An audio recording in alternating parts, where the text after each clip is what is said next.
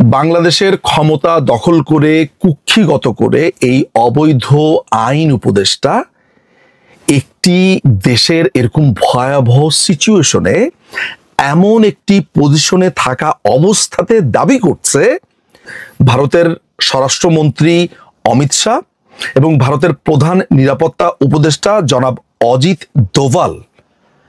এই যে নারকীয় হত্যাকাণ্ডটা হয়েছে এটা তারা করেছে, তারা অস্ত্র দিয়েছে, তারা করেছে, এই দাবিটা আসিফ নজরুল করছে। খুবই ভয়ঙ্কর একটা অ্যালিগেশন। আমি জানি না যে ভারত এটার প্রেক্ষিতে কি জবাব দেবে, কিন্তু তার আগে আমি আসিফ নজরুল বা মোহাম্মদ নজরুল ইসলামের কিছু ঘটনা আপনাদেরকে বলতে চাই। আপনারা হয়তো বা স্ক্রিনে এখন দেখতে পাচ্ছেন যে আসিফ নজরুল বাংলাদেশের অন্যতম ভয়ঙ্কর জঙ্গি হারুন ইজাহারের সাথে দেখা করেছে। আপনারা সেই ছবি স্ক্রিনে দেখতে পাচ্ছেন। প্রিয় দর্শক, আপনারা যদি ভুলে যান কিংবা আপনাদের স্মরণে না থাকে, আপনাদেরকে একটু স্মরণ করিয়ে দেই।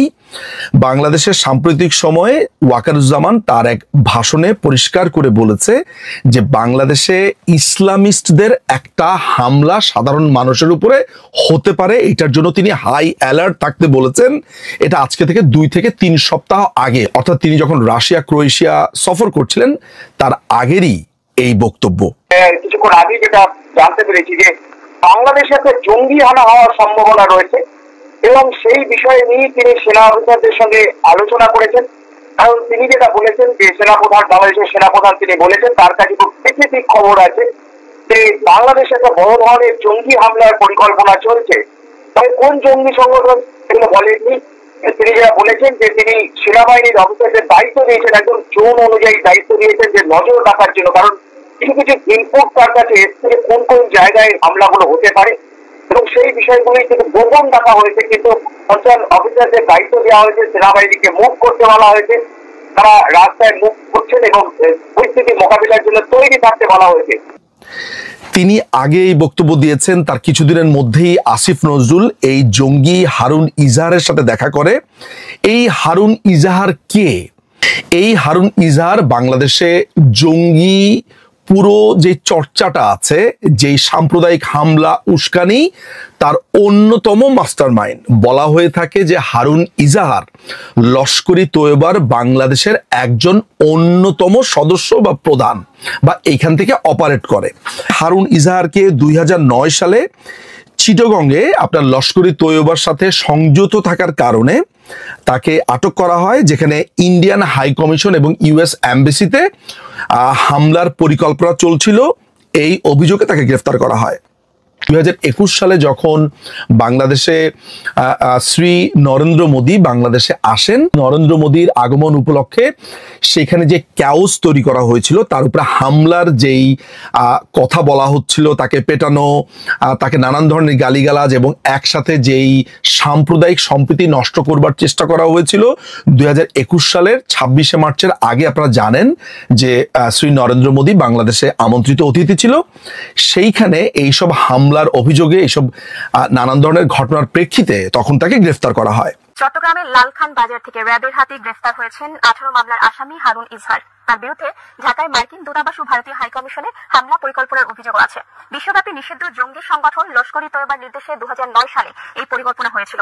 সে সময় এই অভিযোগে তাকে গ্রেফতারও করে আইন শৃঙ্খলা রক্ষাকারী বাহিনী। 18 মামলার আসামি হারুন ইজাহারের বাবা বিএনপি নেতৃত্বাধীন 20 দলীয় জোটের শরীক ইসলামী ঐক্য জোটের চেয়ারম্যান ইজাহারুল ইসলাম চৌধুরী। তিনি হেফাজতে ইসলামের প্রতিষ্ঠাতা নায়েবে আমির ছিলেন। হারুন ইজাহারের লালখান বাজারের জামিয়াতুল উলুম আল ইসলামিয়া মাদ্রাসা মূলত আন্তর্দেশীয় জঙ্গিদের ঘাঁটি। 2009 সালের এই মাদ্রাসায় বসেই ঢাকার মার্কিন দূতাবাস ও ভারতীয় হাইকমিশন উড়িয়ে দেওয়ার ছক কষেন হারুন। আইন শৃঙ্খলা রক্ষাকারী বাহিনীর অভিযানে ভেস্তে যায় তার পরিকল্পনা। ঘটনা ঘটেছে ভারতে, ভারতে এটা তদন্ত হচ্ছে। বাংলাদেশে এই দখলদার বাহিনীর আইন উপদেষ্টা যখন প্রকাশ্যে ভারতকেই দোষী করছে, আমি জানি না যে ভারতের হাই কমিশন যারা ঢাকাতে আছে তারা কোনো প্রতিবাদ করেছে কিনা, তারা এই মোহাম্মদ নজরুলের ব্যাপারে কোনো ধরনের প্রসিডিউরাল লাইনে হেঁটেছেন কিনা, কিংবা ভারত থেকে কোনো ধরনের ব্যবস্থা এর ব্যাপারে নেওয়া হচ্ছে কিনা, একে অবাঞ্ছিত ঘোষণা করা হচ্ছে কিনা। কারণ খুবই আনফর্চুনেটলি আমি এই মোহাম্মদ নজরুলকে এর আগে ভারতের হাই কমিশনের একটা প্রোগ্রামে দেখেছি, তাদের ইন্ডিপেন্ডেন্ট ডেতে, যেটা আমাকে খুবই বিস্মিত করেছিল। But what ever it is, আমি জানি না যে ভারতের এই মানুষরা যখন কষ্টে আছে, এরকম যখন একটা জঙ্গি হামলা হয়েছে, এমন একটা নির্মম জঙ্গি হামলা, ভারতে এমন একটা নির্মম হামলা ভারতেই ঘটিয়েছে, ভারতের স্বরাষ্ট্রমন্ত্রী এবং ভারতের প্রধান নিরাপত্তা উপদেষ্টাই ঘটিয়েছেন, এই ধরনের কথা যখন আইন উপদেষ্টার পক্ষ থেকে আসে, এবং সেই আইন উপদেষ্টা যখন অন্যতম লস্করি তৈয়বার জঙ্গি হারুন ইজাহারের সাথে মোলাকাত করে মাত্র কিছুদিন আগে, যখন বাংলাদেশের সেনাপ্রধান পরিষ্কার করে বাংলাদেশে ইসলামিস্টরা একটা বড় ধরনের জঙ্গি হামলা করবে বলে বার্তা দেন, তখন দুয়ে দুয়ে বা চারে চারে আপনি কত মেলাবেন আমি জানি না। এইটার ব্যাপারে আসলে ভারত কি ব্যবস্থা নেবে, ভারতের পজিশন কি হবে, ভারতের বক্তব্য কি হবে আমি জানি না। তবে এইটা একটা সিরিয়াস অ্যালিগেশন। এখন দেখার বিষয় হচ্ছে ভারত এটা বাংলাদেশের বক্তব্য হিসেবেই আসলে অফিসিয়ালি গণ্য করা হবে। তো ভারতের এমন একটা জঙ্গি হামলার ঘটনার ক্ষেত্রে বাংলাদেশের এমন একটা স্টেটমেন্ট ঠিক কি অবস্থাতে সামনে কূটনৈতিকভাবে বাংলাদেশকে নিয়ে যাবে, এটাই আমরা এখন দেখব। আমাদের এই পুরো সাউথ এশিয়ান অঞ্চলে পাকিস্তানকে ঘৃণা করে না এমন কোনো রাষ্ট্র নেই।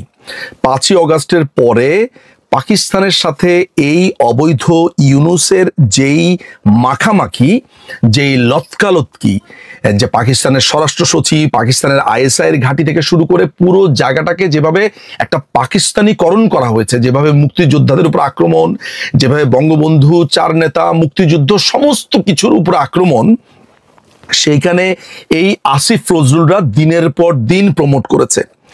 এই জঙ্গি হারুন ইজাহারকে মুক্ত করে দিয়েছে, এবং এই জঙ্গি হারুন ইজাহার সহ যত জঙ্গি আটক ছিল বাংলাদেশে, এদের প্রত্যেককেই কিন্তু মুক্তি দিয়েছে এই আসিফ নজরুল ওরফে মোহাম্মদ নজরুল ইসলাম। এই পাকিস্তানের সাথে বাংলাদেশের একেবারে মাখামাখি সম্পর্ক, পাকিস্তান থেকে অস্ত্র আসছে, অস্ত্র খালাস হচ্ছে, এক্সপ্লোসিভ আসছে, কোনো ধরনের পরীক্ষা নিরীক্ষা কিছুই করা হচ্ছে না জাহাজের।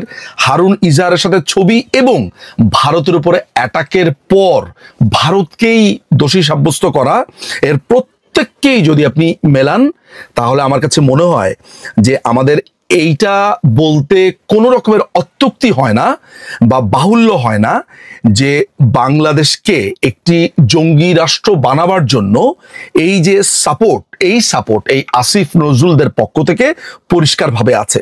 এখন দেখার বিষয় হচ্ছে যে ভারত এই পুরো ব্যাপারটাকে কিভাবে নেয়, এই আসিফ নজরুলের এই বক্তব্যের পর ভারত কিভাবে রিয়াকশন দেয়, আমরা সেইটা দেখার জন্য অপেক্ষা করব।